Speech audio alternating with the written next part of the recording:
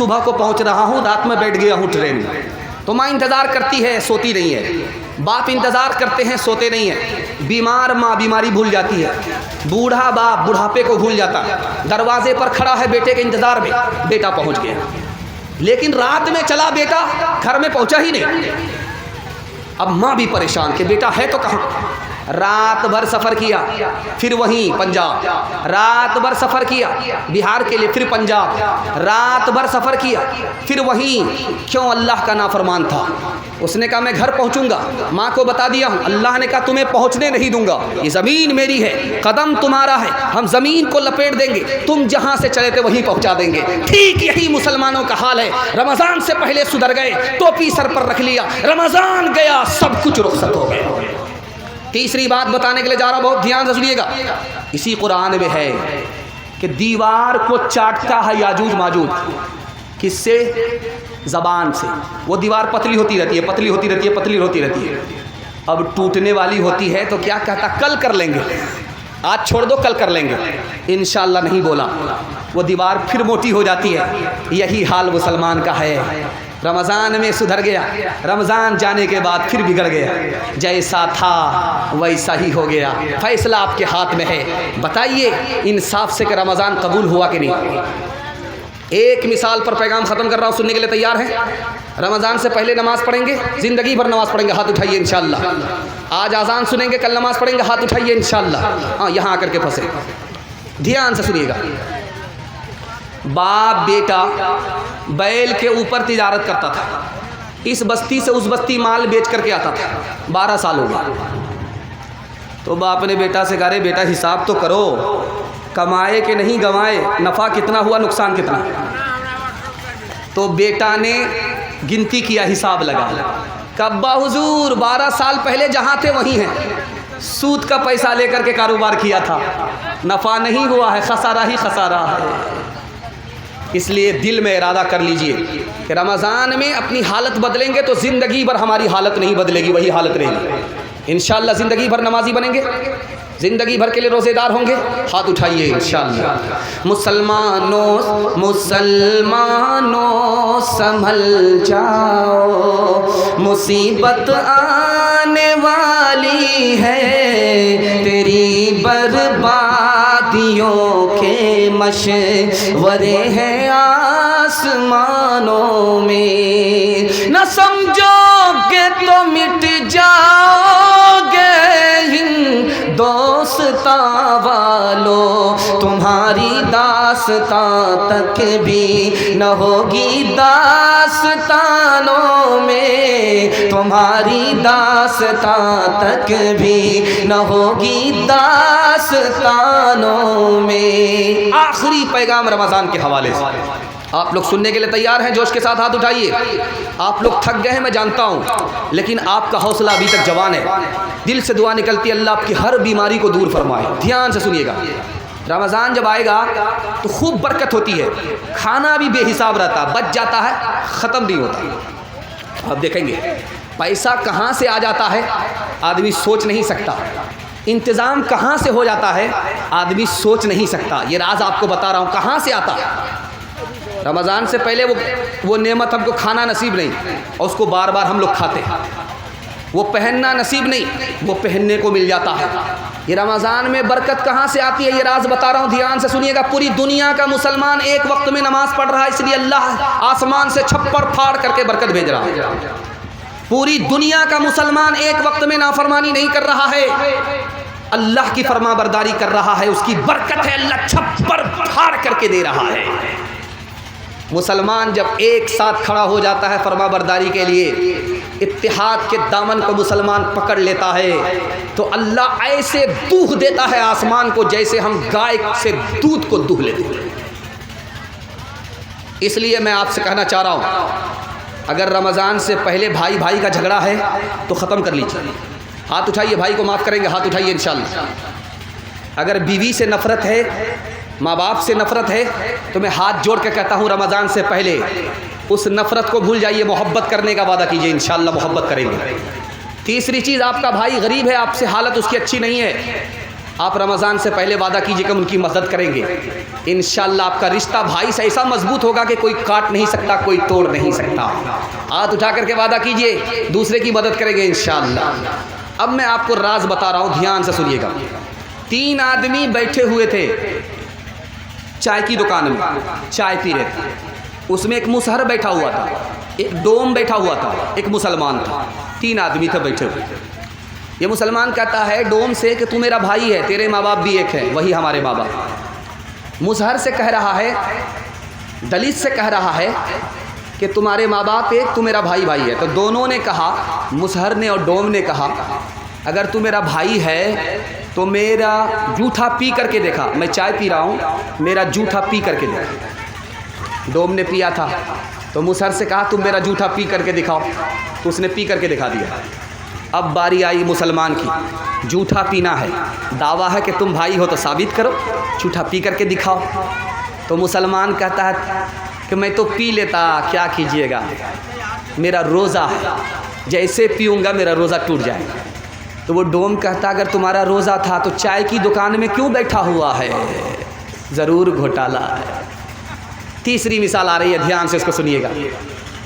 ایک نوجوان غیر مسلم کا پچھم کی طرف پیشاب کر رہا تھا۔ ایک بوڑھے نے دیکھا، لاٹھی اٹھایا، کہا کم وقت کہیں کہ پچھم میرا قبلہ ہے، کعبہ ہے، تو پچھم کی طرف پیشاب کیوں کر رہا؟ کہا معاف کر دیجیے گا، مجھے پتہ نہیں تھا، میں غیر مسلم ہوں۔ اگلے دن دیکھا کہ وہی بوڑھا مسلمان پچھم کی طرف پیشاب کر رہا ہے۔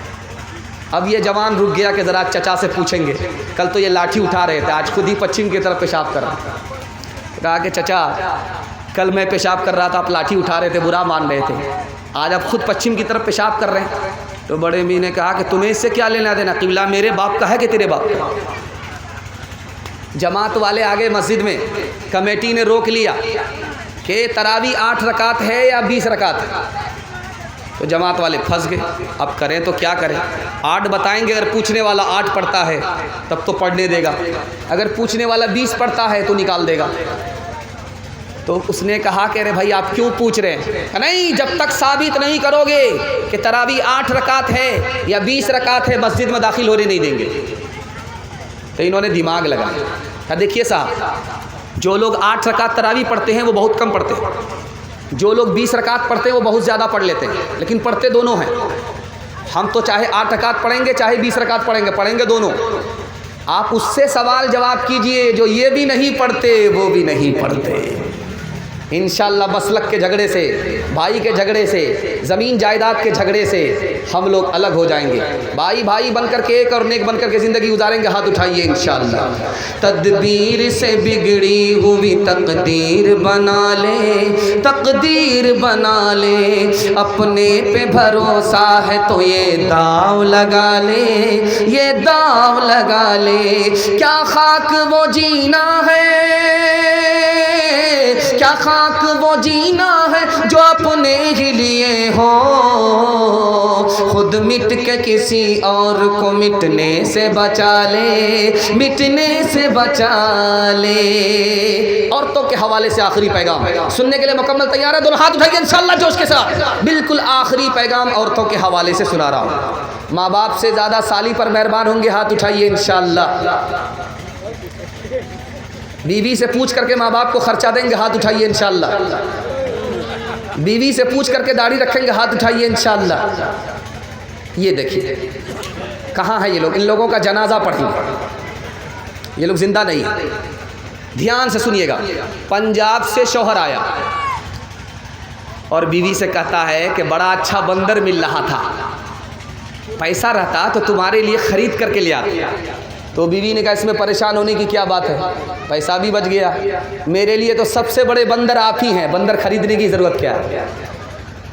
بیوی نے شوہر سے پوچھا جب مہمان آتے ہیں تو میٹھی میٹھی بات کرتے ہیں آپ، جب مہمان چلا جاتا ہے تو آپ لاٹھی سے بات کرتے ہیں۔ تو شوہر نے کہا جیسی تو ہے ویسا میں ہوں، جب تو بازار جاتی ہے تو بن ٹھن کر کے جاتی ہے، بنارسی ساڑی پہن کر کے جاتی ہے، اور جب گھر میں رہتی ہے تو اٹیچر پھٹیچر رہتی ہے، جیسی تو ہے ویسا میں۔ ایک عورت آئی جھاڑ پھونک کرنے والے کا، یہ الٹا چرخہ چلانے والا بھی ناظم ہے، جھاڑ پھونک کرنے والے کے پاس آئی اور کہا کہ میرا شوہر مجھ کو بات بات پر مارتا، کوئی ایسی ترکیب کر دیجئے کہ وہ کبھی ہاتھ ہی نہ اٹھائے۔ ایسی ترکیب کر دوں گا، پر منہ مانگا صرف پیسہ دے دو، ایسی ترکیب کر دوں گا کہ کبھی ہاتھ نہیں اٹھائی۔ ایک بوتل میں پانی پر دم کیا اور کہا جب جھگڑا ہونے لگے تو منہ میں 2-4 گھونٹ لے کر کے بیٹھ جانا، کچھ بولنا نہیں۔ اب کیا تھا، زندگی بھر کا جھگڑا 1 منٹ میں ختم ہو گیا۔ چونکہ جھاڑ پھونک کرنے والے کو پتہ تھا کہ عورت کی زبان چلتی ہے، مرد کا ہاتھ چلتا ہے۔ اگر مرد ہاتھ کو قابو میں رکھے، عورت زبان کو قابو میں رکھے تو ٹوٹا پھوٹا گھر جنت بن جاتا ہے۔ بے شک ہے، سچ ہے۔ دھیان سے اس کو سنیے گا۔ داماد بہت چالو ہوتا ہے، جب اس کو پتہ چلتا ہے کہ گھر میں کھانا اچھا نہیں ہے تو سیدھے سسرال بھاگتا ہے مرغا کھانے کے لیے۔ ساس نے سمجھ لیا ایک دن مرغا کھلائیں گے، ہر دن آئے گا، ایک ہی دن ایسا سبق سکھائیں گے کبھی نہیں آئے گا۔ جیسے ہی سسرال پہنچا، ساس نے کھچڑی بنا کر کے دے دی۔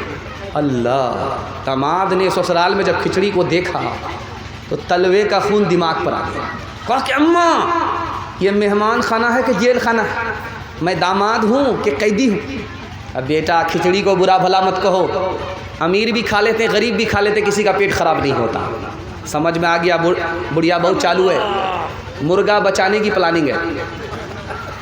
تو داماد نے کہا کہ اماں روکھا سوکھا کیسے کھایا جائے گا، یہ روکھی سوکھی کھچڑی کیسے کھائی جائے گی، گھی تو دے دیتے۔ بڑھیا 1 نمبر کی کنجر تھی، کنجوس تھی، مکھی چوس تھی، کھوٹھی میں چھپا کر کے گھی کو رکھا تھا۔ ایک شاعر شعر پڑھ رہا تھا تو سارے لوگ آ کر کے 10 روپیہ ہی دیتے تھے، اس سے زیادہ نہیں دیتے۔ تو شاعر نے کھسیا کر کے کہا کہ آپ لوگ سے بڑا کنجر میں نے کہیں نہیں دیکھا، کہ کوئی بھی 10 کے نوٹ سے اوپر کوئی نوٹ دیتا ہی نہیں ہے۔ ایک بوڑھا کھڑا ہوا 100 کا نوٹ لے کر کے لا کر کے دے دیا، کہا حاجی صاحب آپ نے آبرو رکھ لیا، ہم تو سمجھ رہے تھے کہ سارے بخیل ہیں، لیکن ماشاءاللہ آپ سخیوں کے سخی ہیں۔ حاجی صاحب پھر بھی کھڑے ہیں، شاعر شعر پڑھ رہا ہے۔ اب شاعر نے پوچھا کہ چچا جان آپ تو بیٹھ جائیے۔ کہا کہ بیٹھیں گے کیسے، وہ 90 روپیہ واپس لینے کے لیے کھڑے ہیں۔ تو وہ بڑھیا جو کوٹھی میں گھی کو چھپا کر کے رکھا تھا وہاں سے نکالا، کھسیا کر کے جو ڈھکن کھولا سارا گھی گر گیا۔ اب بڑھیا کو بڑا سوگ ہوا کہ کون سی غلطی کیا، سارا گھی تو دامادی کھا لے گا، دماغ لگایا۔ اب بیٹا اکیلے کھاؤ گے برکت نہیں ہوگی، ساتھ میں مجھ کو شامل کر لو، برکت ہی برکت ہوگی۔ اللہ، اور یہ بڑھیا عجیب نہیں عجوبہ۔ تو داماد نے لاج لحاظ میں کہا کہ اس میں کیا بات ہے، آپ تو میری ماں کی طرح ہو، ساتھ میں کھا لو۔ بڑھیا نے دیکھا کہ پلیٹ میں گھی داماد کی طرف زیادہ، اپنی طرف گھی نہیں ہے، تو دماغ لگایا ادھر سے ادھر ٹاننا۔ تو بڑھیا نے کہا بیٹا میں تم سے ناراض ہوں، فلاں مہینہ میری بیٹی کو تم نے یہ تکلیف دیا ہے، یہ دکھ دیا ہے، یہ تکلیف دیا ہے، یہ دکھ دیا۔ داماد سوچنے لگا کہ اللہ اکبر، یہ بڑھیا ہے، یہ تو زبردست ہے، یہ تو سارا گھی ادھر ٹان لیا۔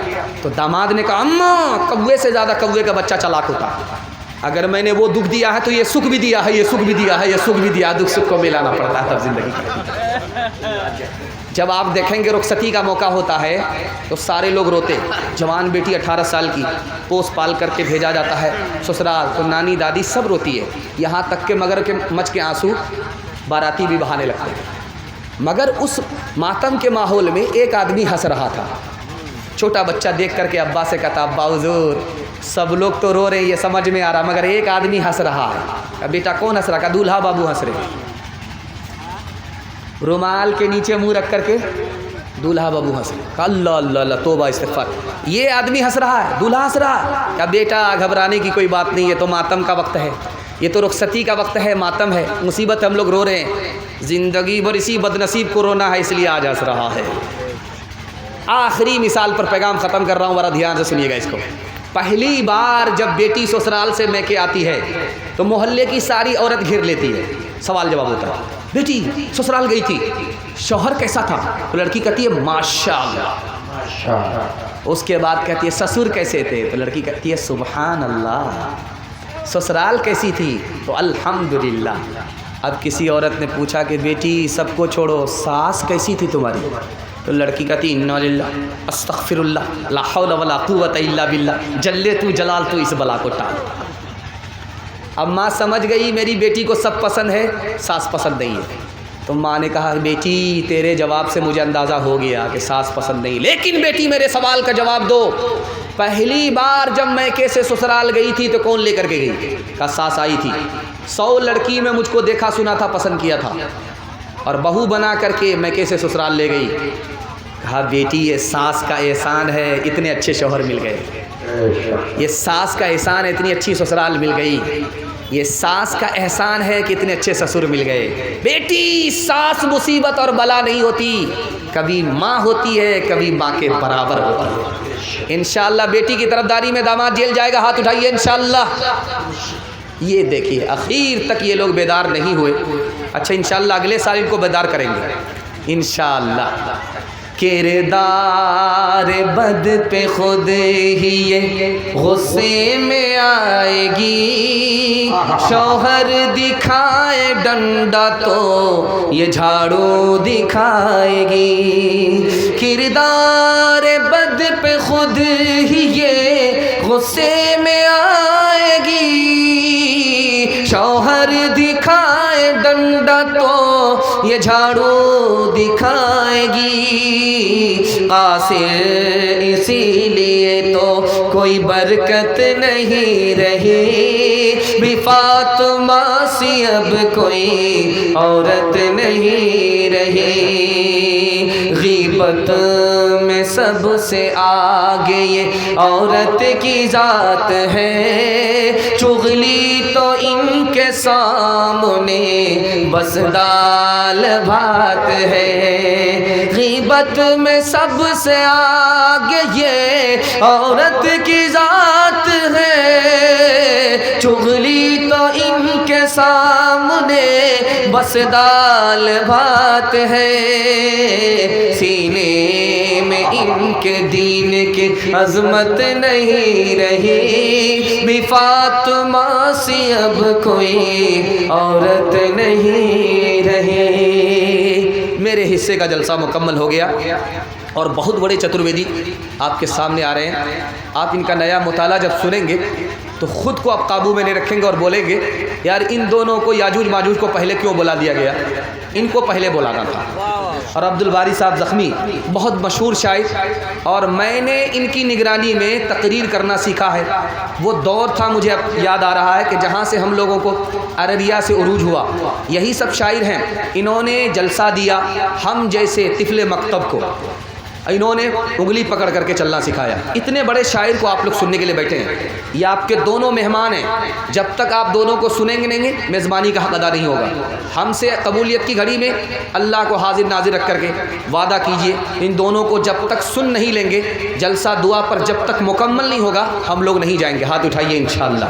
نہ کتابوں سے نوازوں سے نظر سے پیدا، دین ہوتا ہے بزرگوں کی نظر سے پیدا. نہیں سیکھا انہوں نے دین رکھ کر شیخ کے گھر میں، پلے کالج کے چکر میں مرے صاحب کے دفتر میں. کیک کے چکر میں تو روٹی بھی گئی، بڑی شے کی طاقت میں تھے تو چھوٹی بھی گئی. نہ مانی بات وائس کی کہ پتلون کے چکر میں تو لگوٹی بھی گئی. وآخر دعوانا الحمدللہ رب العالمین.